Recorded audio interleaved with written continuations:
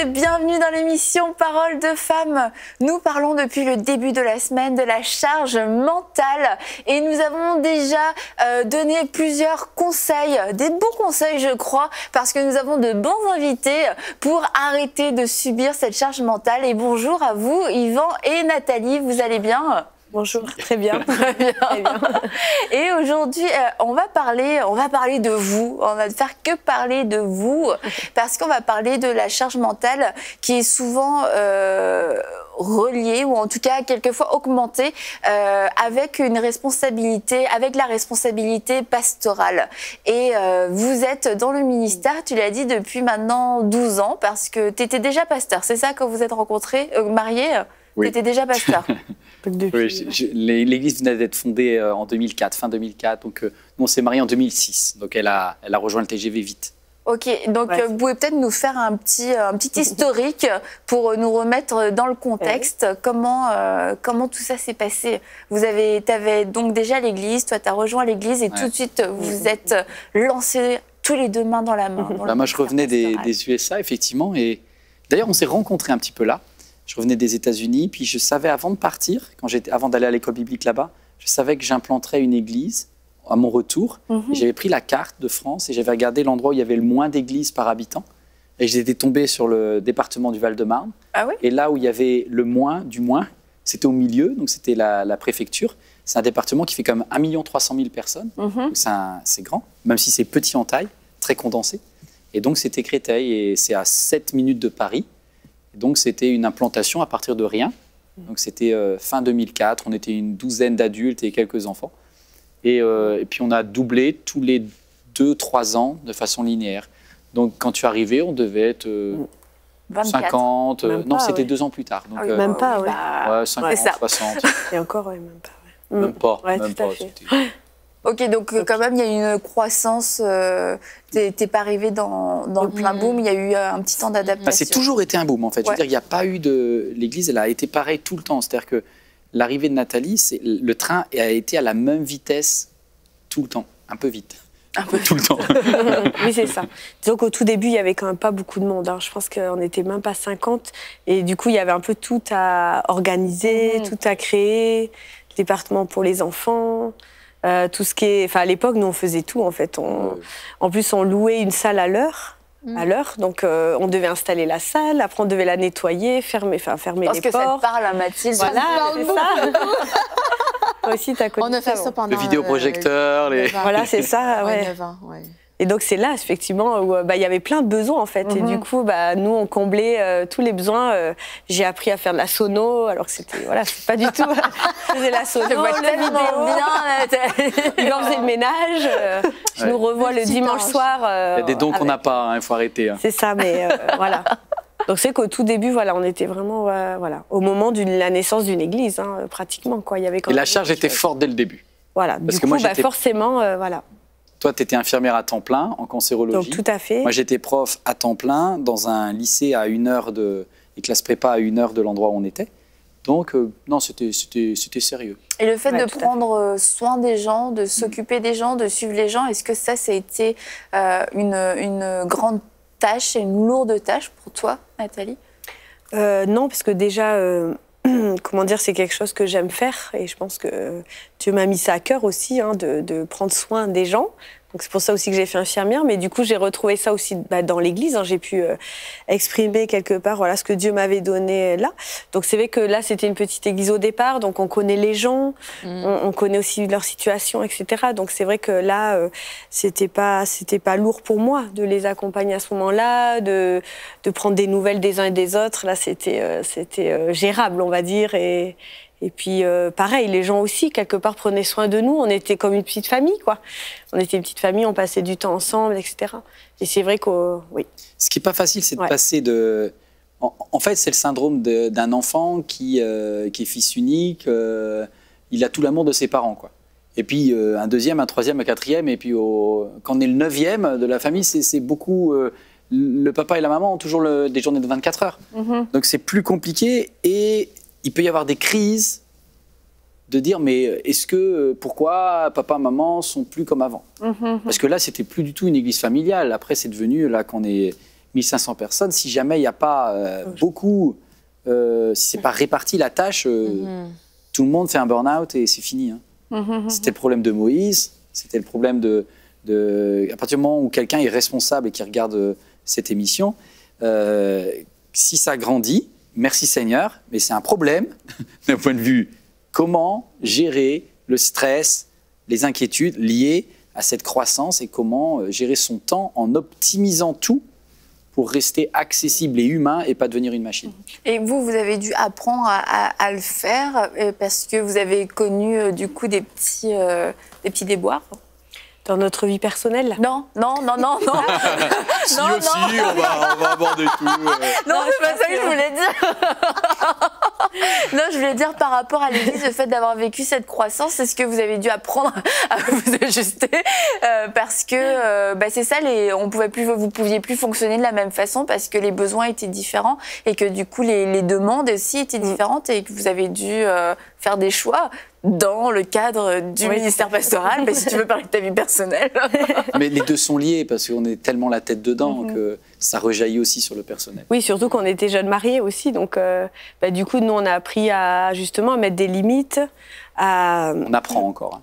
Oui, on apprend encore, mais à répartir notre temps, nos priorités. Il fallait aussi qu'on prenne soin de nous deux. Donc du coup. On a appris comme ça à s'ajuster au fur et à mesure, selon les besoins, les attentes, etc. Au fur et à mesure. Hein. Les attentes, ça, je pense que c'est un mot très, très lourd qui nous met une charge mentale quand on est responsable d'une église ou d'un grand ministère. Et je pense qu'il faut apprendre à se détacher aussi pour... Moi, j'ai appris à me détacher des attentes des gens pour m'enlever justement cette charge parce que je me suis dit, autant qu'il y a de gens dans notre église ou qui sont sous notre responsabilité, autant il y a d'attentes, autant il y a de filières. Chaque personne, les attentes d'une personne correspond à une fiche ou une filière. Ou un dossier. Un dossier. Moi, Merci, Annabelle. Et donc, c'est ça, chaque personne a ses attentes personnelles bien respectives. Donc, ça nous met une charge, mais c'est incroyable. Les gens s'attendent de nous des choses souvent qui sont absolument... c'est extraordinairement ridicule. J'allais pas bien cette semaine, pasteur. Vous m'avez pas appelé? Des trucs comme ça. Tu vois, et pourquoi t'as pas appelé? Et pourquoi vous n'avez pas appelé, Mathilde? Parce que vous ne l'avez pas dit que vous n'alliez pas bien. C'est les gens, des fois, ils ont des attentes un peu spéciales. Donc, je pense vraiment il faut s'en remettre vraiment constamment. On en parle cette semaine, s'en remettre à Dieu et remettre dans une perspective vraiment, se détacher il faut apprendre à se détacher un peu des attentes des gens, justement, pour s'enlever la charge mentale. Entre autres. L'idée de plaire à tout le monde aussi. est naturelle. Après, l'idée d'être le sauveur de tout le monde, alors là, pour le coup, c'est une impasse. Si on commence à se substituer à Jésus, qui est le sauveur du monde, et si les gens finissent par croire qu'on est un intermédiaire, c'est dangereux. Alors ça a beaucoup à voir aussi avec la vision à l'origine du prêtre catholique qui, quelque part... Le responsable, l'intermédiaire, il a un rôle très complet. D'ailleurs, il n'est pas marié. Parce qu'il lui faut beaucoup. Il n'est pas marié, parce qu'il est censé être amoureux de l'Église, et donc voilà, de chacun. Et là, nous, on a à partir du moment où, et je suis très content que l'apôtre Paul ait permis qu'on soit marié. Il dit à Timothée, d'ailleurs, que c'est quelque chose de très bien. Mais on le voit aujourd'hui avec tous les scandales qui arrivent, combien c'est important d'être équilibré aussi là-dessus. Mais en tant que pasteur, quand on est marié, c'est vrai que la famille doit être protégée. La Bible dit que celui qui aspire à la tâche de responsable ou d'évêque, qui prenne bien soin de sa famille, qui soit un bon mari déjà. Ça veut dire qu'elle passe avant la famille. C'est compliqué. On est d'une génération, et puis ceux avant nous encore plus, qui mettaient vraiment la famille, elle était sacrifiée sur l'autel de l'Église. Donc on a dû désapprendre avec toute cette culpabilité de dire mais est-ce que je suis assez consacré? Si jamais j'ai le droit de prendre un week-end en amoureux avec ma femme, est-ce que c'est possible ou pas? Et puis on a vécu des choses très dures parce que la vie d'une Église et puis la vie de tout être humain sur la terre, c'est passé par des moments très compliqués. On est passé par des moments très compliqués. Oui, tout à fait. À un moment, c'est vrai que dans notre vie personnelle, il se trouve que donc j'ai vécu des fausses couches, donc à plusieurs reprises. Et donc à ce moment-là, je n'en avais parlé à personne parce que c'était quelque chose de très intime. Voilà, c'est un deuil très particulier aussi. La fausse couche. Et du coup, j'en avais pas parlé, mais en parallèle à l'église. Je pense notamment à une famille qui vivait un deuil aussi, mais dans le cadre d'un accident de la route. Et du coup, on les a accompagnés, cette famille, tout ça. Et en fait, c'est en même temps que nous, on vivait ça, quoi. C'est-à-dire, dans la même journée, j'apprenais que le cœur de notre bébé s'était arrêté. Et en même temps, on devait être là, présent. Moi, j'ai fait l'enterrement, être à l'enterrement, etc. Donc, des fois, c'est vrai qu'on a une vie on a des vies parallèles. C'est assez étrange. Donc, quand on sait que on est à la bonne place, tout va bien, mais après c'est vrai que c'est quand les gens après des fois vont nous reprocher de ne pas avoir fait assez à ce moment-là, ce qui a été le cas notamment dans cette situation-là. C'est un peu des fois ça peut être difficile à encaisser aussi. Ouais. Donc après moi après je suis pas quelqu'un qui suis allée leur dire oui mais nous on vivait ça à ce moment-là, non on l'a pas fait et puis ils auraient pu comprendre peut-être. Mais... Voilà, ils auraient pu comprendre, mais c'est pour ça que des fois faut toujours se dire que même le couple pastoral peut vivre des choses aussi personnelles et des fois c'est bien aussi de comprendre que de peut-être pas avoir trop d'attentes. Projeter trop d'attentes sur, par exemple, le couple pastoral, parce que c'est quand même Jésus, qui est censé être notre, celui qui va nous soutenir, notre ami. Donc c'est vrai que nous, on essaye aussi au maximum dans notre façon d'aimer et d'aider les gens, de toujours les amener à connecter avec Dieu, à avoir une relation vraiment mature avec Dieu. Parce que, qu'ils ne soient pas dépendants de nous, parce qu'on est humains aussi, et puis nous aussi, on a nos fragilités, nos deuils, les choses qu'on vit, quoi. Mais quelquefois, c'est vraiment une grande surprise pour l'Assemblée de découvrir, mais mes pasteurs vivent des choses, ont des combats, des défis personnels, parce que c'est des personnalités qui sont publiques dans la mesure où on les voit le dimanche, et puis on a l'impression de tout connaître d'eux, de tout savoir d'eux, que tout ce qu'ils vivent, c'est ce qu'on perçoit d'eux le dimanche ou aux diverses réunions. Et après, je dis pas d'aller s'insinuer dans la vie privée des pasteurs, c'est pas du tout ça, mais c'est juste de comprendre, ils ont une vie privée, ils ont leurs défis, il y a des choses qui se passent dans la vie, et c'est vrai que de tout de suite aller faire énormément de reproches, t'es pas assez là pour moi, c'est de comprendre le poids de nos paroles en fait à chaque fois. Et vous avez l'air d'avoir assez bien réagi, mais il y a des personnes qui craquent en fait et puis qui abandonnent le ministère, et c'est une grande perte pour le royaume, parce que c'était des gens qui portaient quelque chose de particulier pour aider des gens, pour aider cette église, mais parce que les attentes étaient trop lourdes, parce que il y a peut-être eu des incompréhensions, un problème de communication. Les personnes abandonnent, et finalement c'est une perte pour tout le monde à ce moment-là. Mais comme je l'ai dit, vous avez l'air de... Ça a l'air de puis il faut accepter aussi l'idée qu'une personne ne peut pas apporter la totalité. Je crois que c'est pour ça que Dieu a donné à l'Église des ministères très différenciés. Et on doit aussi repenser peut-être l'organisation de beaucoup d'églises qui sont beaucoup trop pyramidales, et où quelqu'un porte tellement tout. Alors qu'il y a vraiment des apôtres, des docteurs, des prophètes. À l'un est donné le don de bienfaisance, à l'autre le don de diriger, etc. On essaye, nous, on ne dit pas qu'on arrive, mais de faire que toute la charge du ministère soit répartie au maximum avec les dons de chacun. Moi, je suis très heureux de ne pas porter, par exemple... moi, je vais donner un point de vue. En tant que pasteur, je prie, bien sûr, et j'aime que les gens soient guéris si je prie. Mais je n'ai pas reçu de Dieu un don de guérison aujourd'hui. Je crois que Dieu peut répondre à ma prière, j'ai été guéri, j'ai vu des personnes qui ont été guéries, mais honnêtement... Tu as des personnes qui sont plus utilisées que toi. On a dans l'église MLK un certain Nicolas Panza, qui est mon ami pasteur, mais lui, pour le coup, il a un don de guérison, et il est très sensible aux aspects prophétiques. C'est son appel. Et depuis qu'il est là, moi j'ai une charge mentale en moins, de me dire... oh là là, il faut que tu sois meilleur au niveau de la prière de foi et de guérison. J'ai dit, merci Seigneur, t'as envoyé Nico.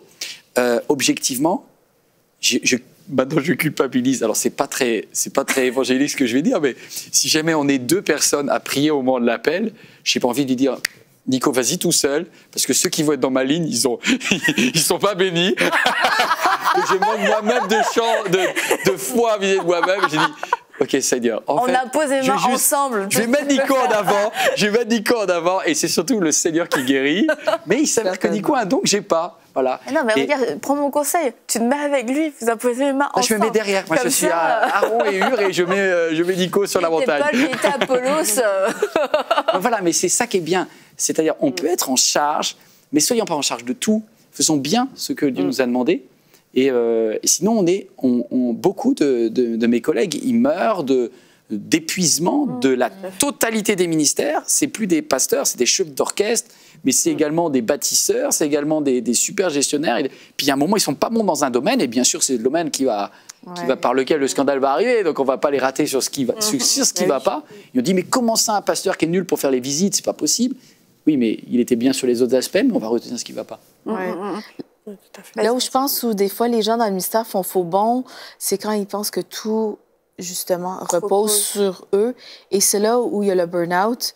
Et historiquement parlant, quand j'ai côtoyé des gens dans le ministère qui sont tombés en dépression ou qui ont fait un burn-out, c'est vraiment, ils se sont concentrés sur la charge à faire et ils ont vraiment délaissé le temps dans la présence de Dieu. Et vraiment, c'est ça, ces gens-là, ils ont vraiment performé. Est-ce que je porte du fruit ou est-ce que je suis occupée? En fait, c'est un peu ça la question. Ouais. Et en fait, les gens étaient énormément occupés. Et parce qu'on est dans le ministère, souvent, on se dit, ben j'ai pas besoin.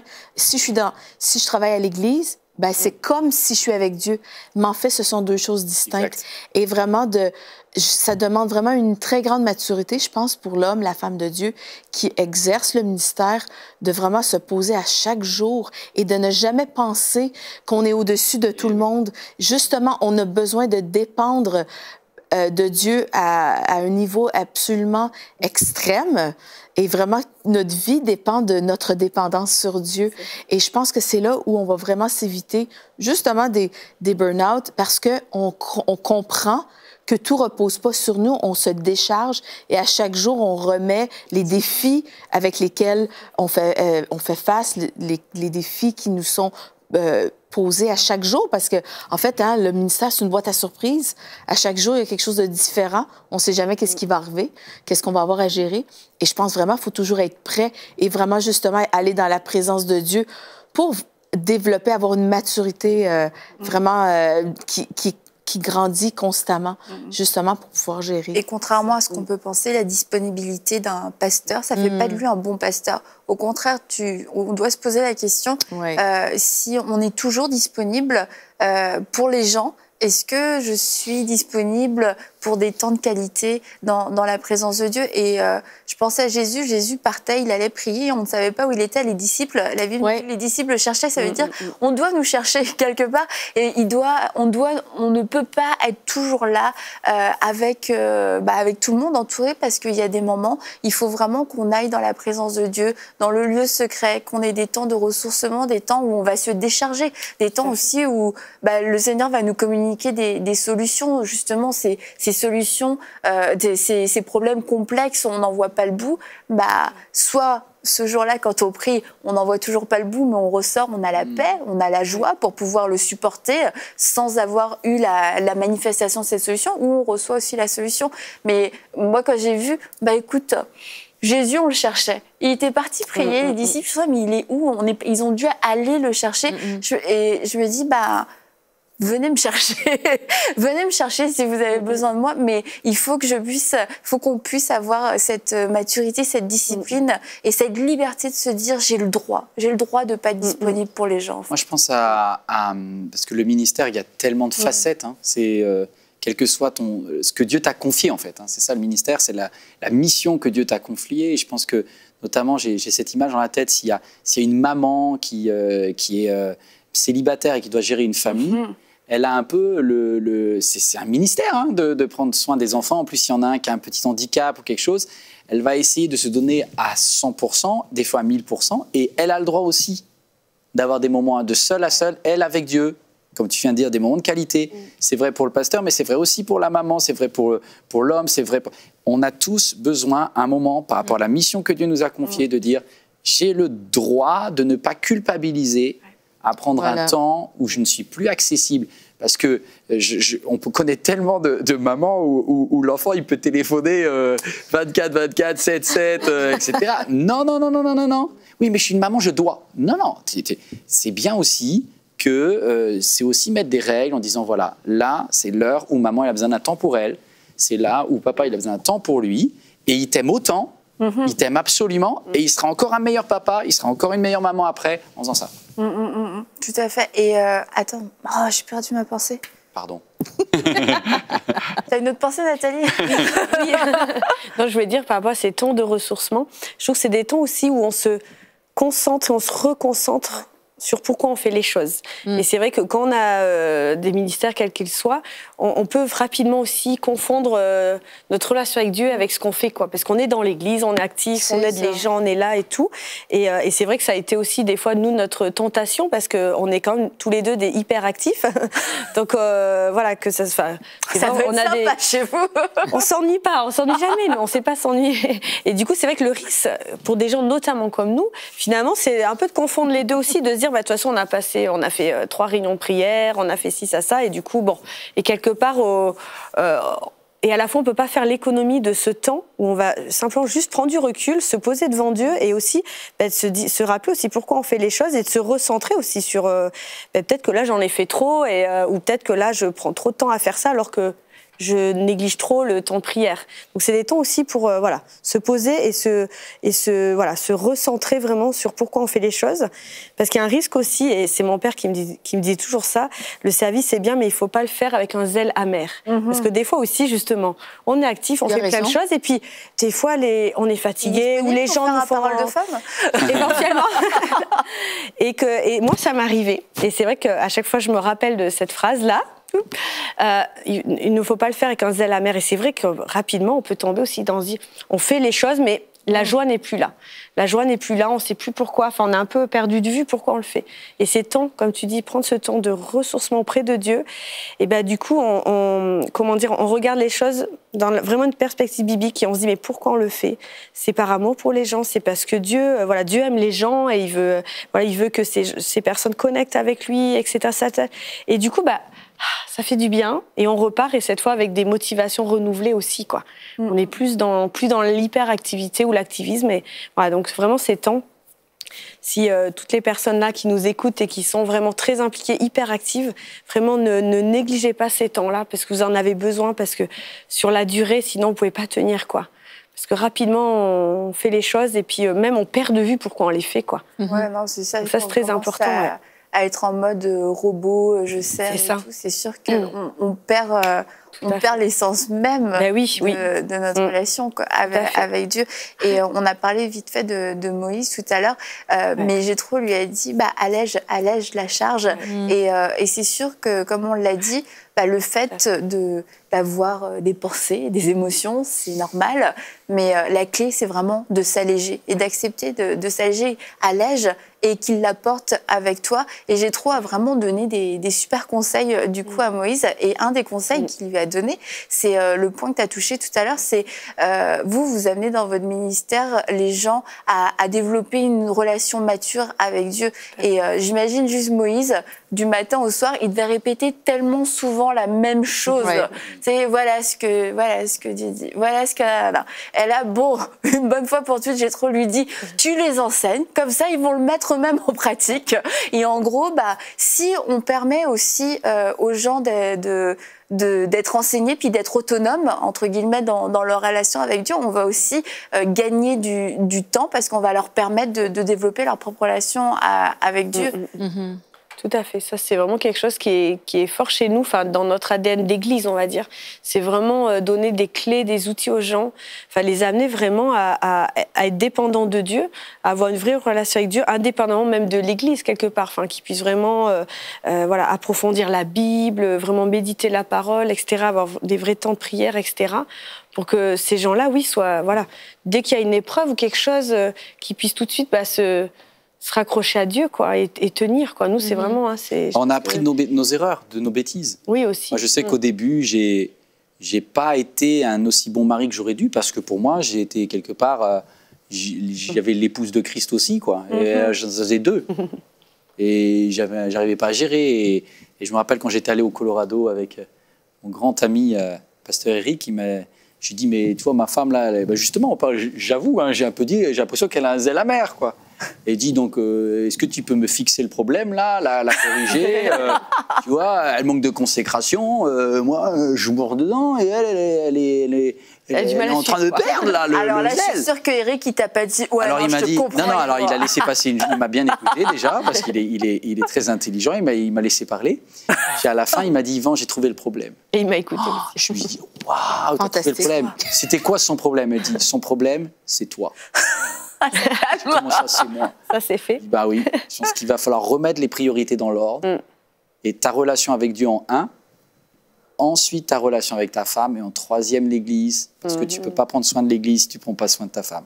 Wow, c'est vrai que je l'avais lu dans Timothée, mais après le vivre et de l'entendre, ça fait un peu plus mal.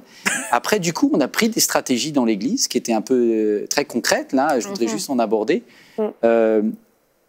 On peut tellement tomber dans l'activisme, on s'est limité à, notamment, quand quelqu'un sert, puisque nous, on a 5 cultes. Ouais. Donc 9h, 11h, 13h, 15h, 17h, donc ça fait des journées folles, importantes.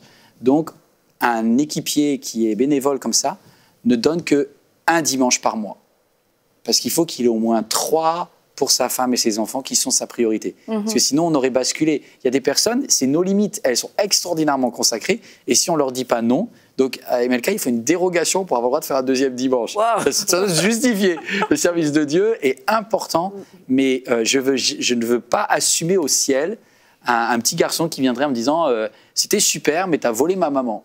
Et ça, c'est pas possible. On doit garder notre état d'esprit, la communion avec Dieu en un, l'équilibre de la famille, et l'Église, c'est là où on resplendit parce qu'on sert les autres de tout ce qu'on a reçu et on le donne, et ça, c'est merveilleux. Alors après, je dis pas que je réussis tous les jours, mais je travaille. Je suis sous contrôle d'huissier. Donc, j'ai le bracelet électronique. Moi, j'ai le contact d'Eric. Donc, écoute, je vais lui dire que tu as fait une confession franche et honnête. Et on se retrouvera demain pour une prochaine émission de Paroles de Femmes. Et nous parlerons de lâcher prise. Comment lâcher prise? Parce que quelquefois, c'est là que le bas blesse. Mais demain, nous verrons avec Yvan et Nathalie comment nous pouvons déléguer avec succès et alléger la charge et partager cette charge afin de pouvoir être aidés.